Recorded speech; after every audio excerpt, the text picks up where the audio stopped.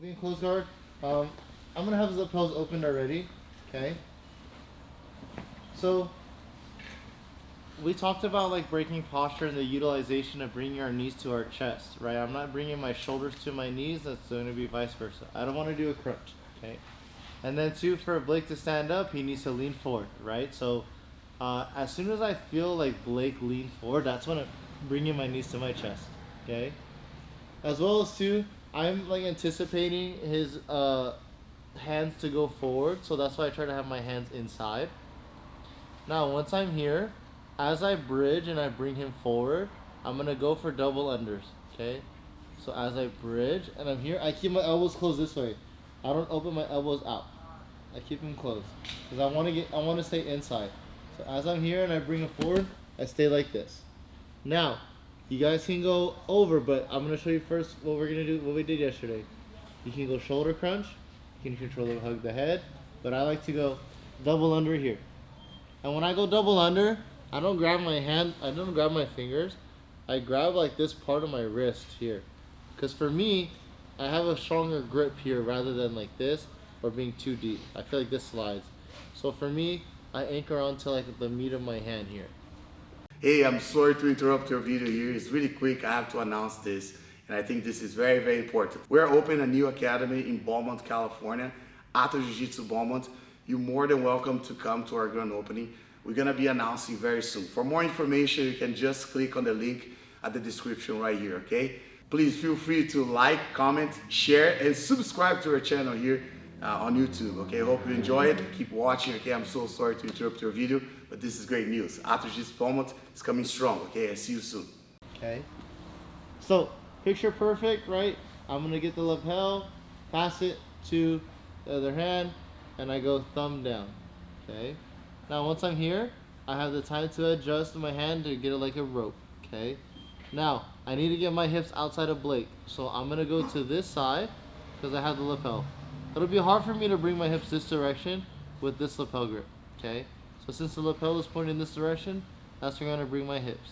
Now what I can do here is, I can then circle my hand inside and start blocking the bicep, okay?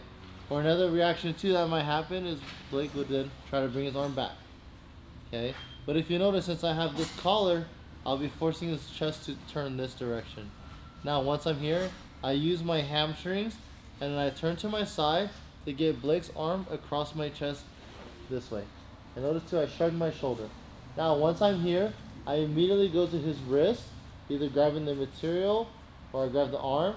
And then as I'm here, look at my left leg, I bring it up. And I step here because I want to control his posture this way. Now once I'm here, I then can hang out here, right?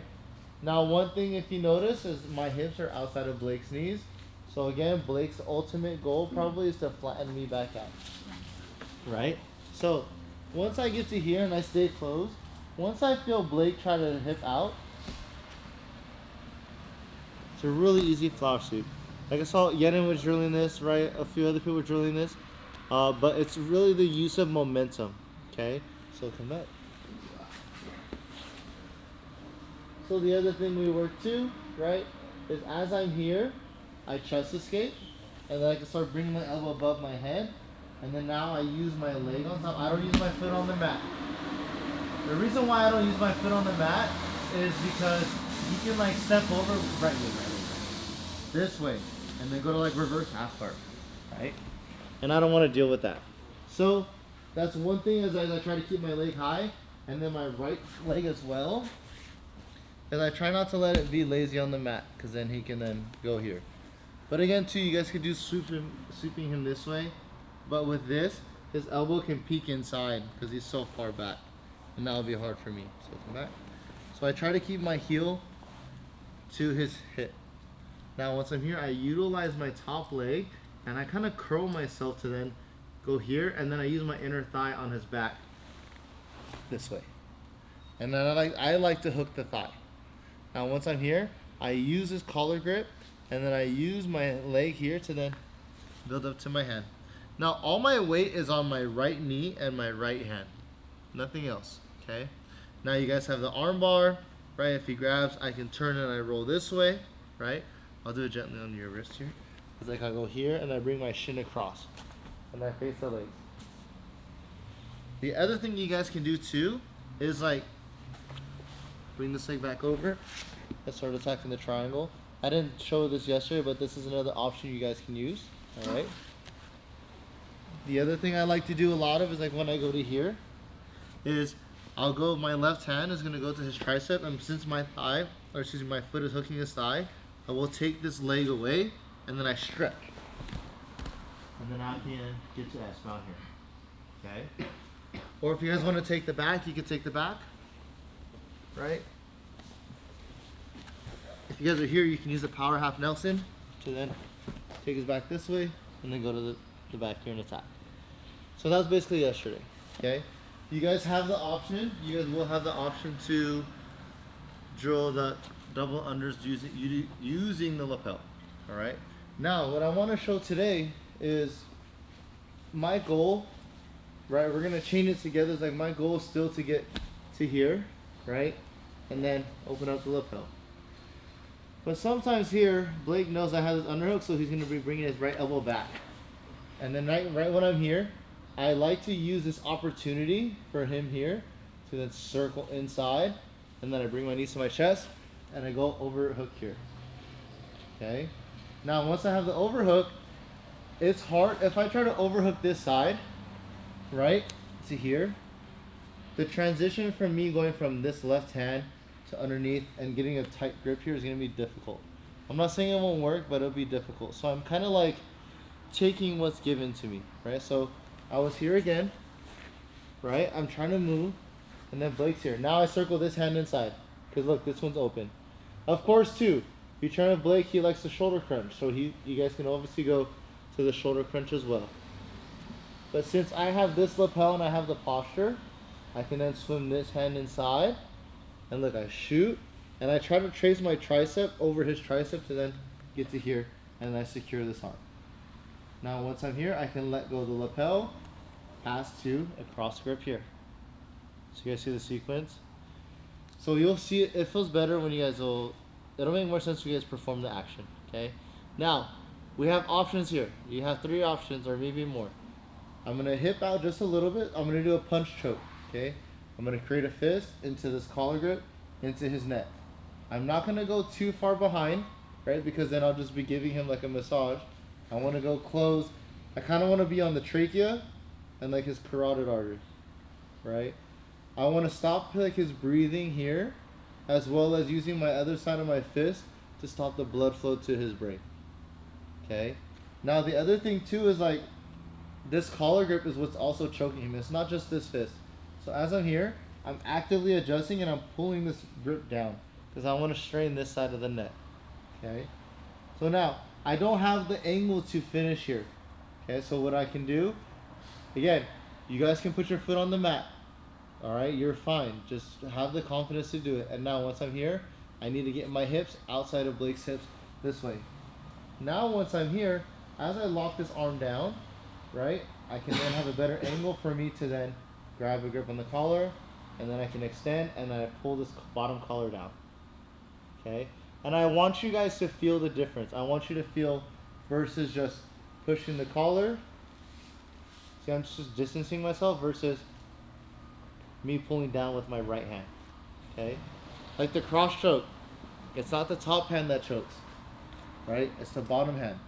So once I'm here, it's this one closing, right? So again, you guys can start like this, right? He gets his arm back, I swim his side, and then now, it's like I'm moving with it, right? And say he takes his arm out, I control the wrist already and I anticipate that. I'm already anticipating, and again, I don't just stay here. I pull my knees to my chest, okay? So, if there's no collar, then I'll go to the thumb and the collar here. He brings his arm inside. I go cross grip. Okay? So the first option, right? Another thing too you guys can do to like keep his arm from coming out is just give him a hug and then adjust your arm. Okay? And now once you adjust your arm, put your foot on the hip and adjust. Now again, I'm bringing my knees in. Everything is active here. I can adjust my hand on the collar. I go cross collar, try just pushing him away. That may work, but more so it's the bottom collar and the other hand working together. Okay, what else do you guys see here? One more time. Omoplata, right? But for me personally, I like to do it in this order. I like to attack the arm, right? So what will happen is, I go to his neck. He feels the choke. His free hand's gonna go to my wrist. So then I circle and I go to his wrist here. Now I force his hand in between my legs and I can go to the triangle, right? Or the other way is as I'm here, I hip out and I threaten the arm first. Because once I threaten the arm, especially if his wrist is high to my armpit, like here, I'm basically doing an arm bar to him here. Okay? And now once I'm here, he feels this threat for the arm bar, he bends his arm. Now right here, I control the collar again, okay? And now I can then bring my leg over, adjusting, and then getting to the omoplata. Okay? And now since I have my leash grip, right, he postures up. I pull the leash to me, and I can go to the triangle. And now I can even do this here, my fist in the throat. Okay? Do you want me to do something else? No, you're good. Yeah, okay. So let's say you guys go here, right? I'm trying to go inside. He brings his arm in. Okay? If I can't get the collar yet, I will hold my own collar. Right? Just to maintain this arm.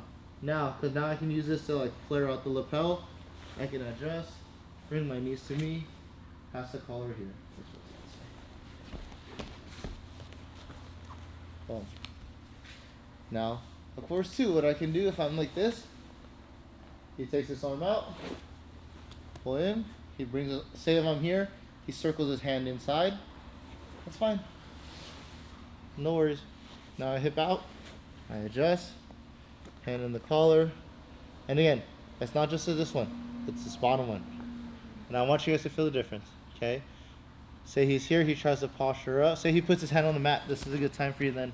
You have the mobility, the triangle. You guys could threaten a shoulder lock here. Right, boom. He tries to take his arm away. He can't, I have the leash.